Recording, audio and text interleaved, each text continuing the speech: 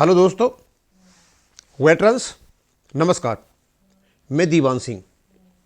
आज मैं XP 6200 पर कुछ ऐसे तथ्य आपके सामने रखना चाहूँगा जिससे आपको पता चलेगा कि MOD ने और PCDA ने दोनों ने अपनों को एक लाफेबल स्टॉक बना लिया है। यानी लोग हंसेंगे इन पर कि इन्होंने किया क्या है।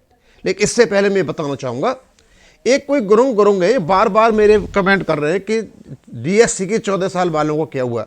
भैया, मैंने वीडियो बनाया था, जो वकील से बात हुई थी उसने ये बताया था कि जिनकी 14 साल की सर्विस है DSC में, उनको 1 साल का कंडोनेशन दे दिए जाते हैं, छूट दे दी जाती है, 15 साल की सर्विस मिल जाती है। उसके बाद मेरे पास वहाँ से कोई अपडेट नहीं है।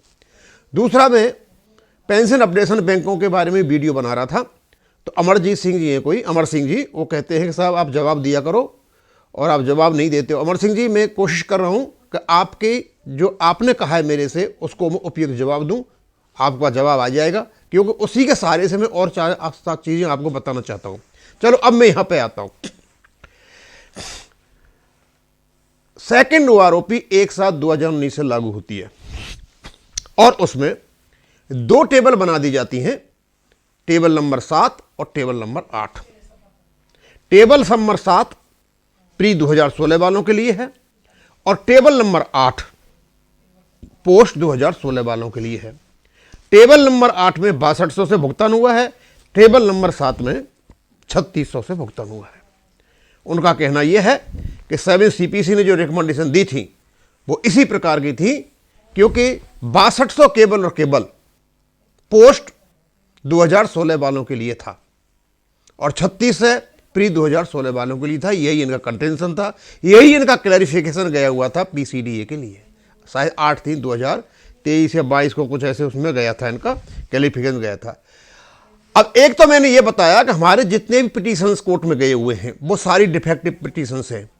उसमें जिक्र भी प्री 2016 पोस्ट 2016, प्री 2016 पोस्ट 2016, इन लोगों ने अपने आप को खुद ही उलझा लिया है। लेकिन मैंने बताया कि जो 7/11/2015 को नोटिफिकेशन निकला था उसमें स्वयं ये दे रखा है कि OROP without cut off date के लागू होगी, और इसको माननीय सुप्रीम कोर्ट ने भी वैलिडेट कर रखा है। यानी इरेस्पेक्टिव या रिगार्डलेस डेट ऑफ रिटायरमेंट, ये जो वर्ड दे रखा है इसका मतलब विदाउट कट ऑफ डेट है। कुछ तथ्य और निकल करके आए जब और ज्यादा हमने सोचा, जब इनके रिजोइंडर आने लगे भारत सरकार के, पोस्ट 2016 प्री 2016 के लिए 3600, उसके लिए 6200, तो हमने और ध्यान दिया इस पर। तो हम अब दूसरी चीजें आपके यहाँ रखना चाहते हैं, और आपको पता चलेगा कि MOD ने और PCDA ने अपना मजाक बनवा लिया है। यदि इसको जल्दी सुधार ले उतना अच्छा है, अदरवाइज नुकसान ये हमारा कर रहे हैं और हमको एक असमंजस में डाल रखा है। अब मैं दूसरी बात पे आता हूं। ये कहते हैं कि 6200 की जो रेट है वो केवल पोस्ट 2016 वालों के लिए है। यानी ये 7वें वेतन आयोग ने कहा है। भाई, 7वें वेतन आयोग ने 2 प्रकार के रेट डिटरमाइन किए थे, 2 प्रकार के रेट प्रेस्क्राइब किए थे। पोस्ट 2016 में जहां से जो सर्विंग पर्सन थे, एक तो 6200 का रेट था, उनके लिए जिन लोगों ने qualification equivalent to diploma engineering कर रखा उसके लिए था, और उसने जो नहीं कर रखा है उससे कम 3600 वालों के लिए था। ये दोनों के दोनों रेट्स पोस्ट 2016 के लिए हैं, अकेला 6200 नहीं है।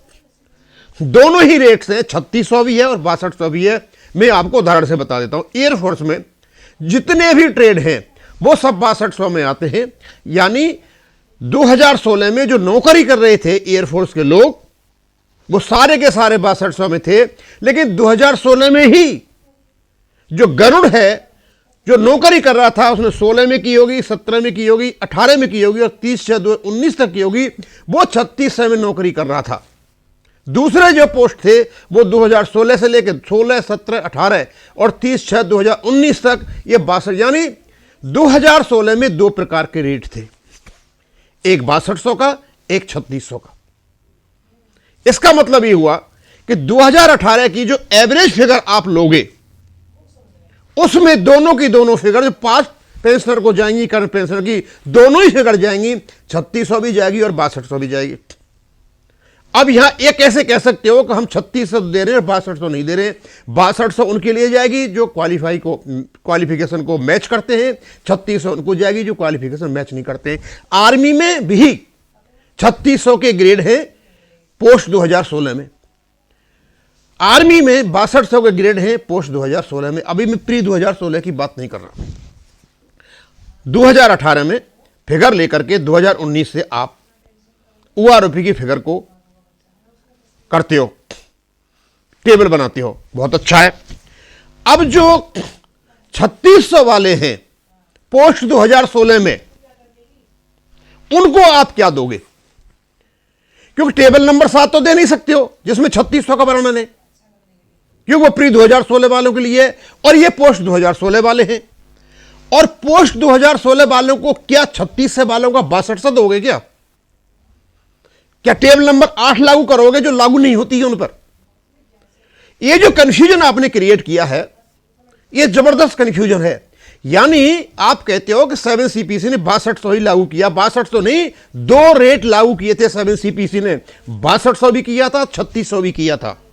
जब आप पोस्ट 2016 वालों को, 16 वालों को, 17 वालों को, 18 वालों को और 30/6/19 यानी 3.5 साल जो पोस्ट 2016 के लोग हैं, उनको आप एक्स पे कौन सी दोगे? 62 से दोगे या 36 से दोगे? यानी 36 वालों को कौन सी दोगे?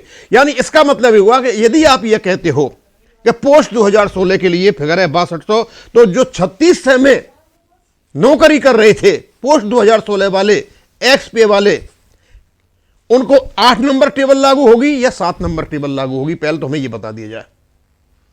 अब हम आते हैं प्री 2016।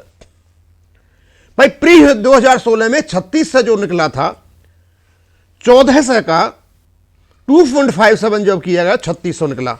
यानी वो मल्टीप्लीकेशन फैक्टर से आया हुआ था, न कि 2018 में जो फिगर है 3600 और 6200, ये फिगर 3600 वाली ये फिगर नहीं है यहां पर, ये तो केवल मल्टीप्लीकेशन फैक्टर से निकली हुई फिगर है। फिर आप प्री 2016 वालों को एक्स पे कैसे दोगे? ये कहना कि प्री 2016 वालों के लिए 3600 और पोस्ट 2016 वालों 6200, ये तो कहीं बैठता ही नहीं है। ये जो 3600 दे रखा है, ये केवल और केवल हमारी पेंशन में 2.57 से दे करके 3600 निकला हो, ये वो 3600 है। और तो वो ये तो गया ही नहीं 3600, और दे भी नहीं सकते, क्योंकि 3600 की जो फिगर है, 6200 की फिगर है, ये तो पोस्ट 2016 वालों के लिए है। इसको तो आप ट्रांसफर कर नहीं सकते। इंसिडेंटली ये मैच हो रहा है। मान लीजिए कि पोस्ट 2016 में 6200 उनके लिए होता जिनकी क्वालिफिकेशन, जिनके पास है, जो प्रेस्क्राइब की है, और ये नीचे वाली फिगर 4000 होती। जब आप क्या करते? जब हम कौन सा 3600 देते? जब 4000 देते। यदि 4000 देते पोस्ट 2016 वालों की, तो 6200 ऑटोमेटिक उनके लिए एलिजिबल हो जाता है। मेरे ख्याल में अब आप समझ गए होंगे। अब सपोज पोस्ट 2016 वालों को 6200 होता और एक 4000 होता, उस कंडीशन में आप क्या करते? आप कैसे प्री 2016 वालों की निकालते? तो प्री 2016 तो है ही नहीं, तो ऑलरेडी उनकी पेंशन का पार्ट है। अब क्वालिफिकेशन थी डिप्लोमा इंजीनियरिंग और विदाउट डिप्लोमा ईएन की क्वालिटी, यानी 6200 मिलेगा डिप्लोमा इन इंजीनियरिंग के लिए और 3600 मिलेगा विदाउट डिप्लोमा। अब इसको समझाने के लिए मैंने अलग क्रिएट किया कि मान लीजिए 36 से 4000 होता विदाउट डिप्लोमा वालों के लिए, और ये पोस्ट 2016 की रिकमेंडेशन थी जो भारत सरकार ने एक्सेप्ट कर रखी थी। तब आप इन टेबलों को कैसे क्रिएट करते हैं? आप हमें यह बताएं कि जो 36 की टेबल आपने बनाई हुई है, टेबल नंबर 7, उस टेबल नंबर 7 में 36 से आप पेमेंट कर रहे हो, तो पोस्ट 2016 को बाद में 36 से लेने वाले, जैसे एयरफोर्स का गरुड़ है, क्या इसको OROP नहीं जाएगी? 2016, 17, 18 में ये रिटायर हो गया। 2018 में एक गरुड़ रिटायर हो जाता है और उसको OROP लागू करते हो 2019 में जाकर के, तो उसको कौन सी टेबल लागू होगी? टेबल नंबर 7 लागू होगी या टेबल नंबर 8 लागू होगी?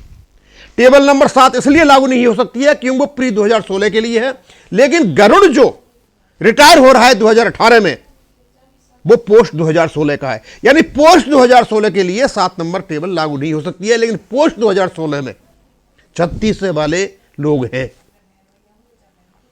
अब आप हमें यह बताएं, दूसरी बात, जब ये 3600 पोस्ट 2016 की आप दे रहे हो, जो आप गीत गा रहे हो, तो फिर 6200 को क्यों छोड़ रहे हो? अब हमारा सवाल यही है कि पोस्ट 2016 में जो 3600 में नौकरी कर रहे थे, जिनके पास ये क्वालिफिकेशन नहीं थी, उन पर कौन सी टेबल लागू होती है? टेबल नंबर 8 लागू होती है या टेबल नंबर 7 लागू होती है? 7 तो लागू हो नहीं सकती, क्योंकि पोस्ट 2016 के रिटायरीज है, और से टेबल नंबर 7 प्री 2016 के लिए रिटायरीज के लिए लागू होती है, तो 7 तो लागू होगी नहीं। तो क्या आप 3600 की जगह पोस्ट 2016 में जो 3600 का एक्स पे ले रहे थे, उनको आप 6200 की फिगर दे रहे हो? ये कौन सा तरीका है? समझ से परे है। और ये इस प्रकार का संगीत है, इस प्रकार का गीत है ये, कि जब सामने आएगा कोर्ट के तो कोच भी अचंभित होगा कि ये कर क्या रहे हैं। इसलिए हमारा अनुरोध है, इस विसंगति को दूर किया जाए। कोई भी कट ऑफ डेट नहीं है, सुप्रीम कोर्ट ने मना कर रखा है। पोस्ट 2016 में दोनों प्रकार की फिगर थी, 6200 भी थी और 3600 भी थी। और यदि इसे नहीं मानते हो तो 3600 वाले जो पोस्ट 2016 में थे, उनके लिए कौन सी टेबल लागू होती है, कृपया ये बताने का कष्ट करें। अब इसको यहीं खत्म करूंगा। थैंक यू, धन्यवाद।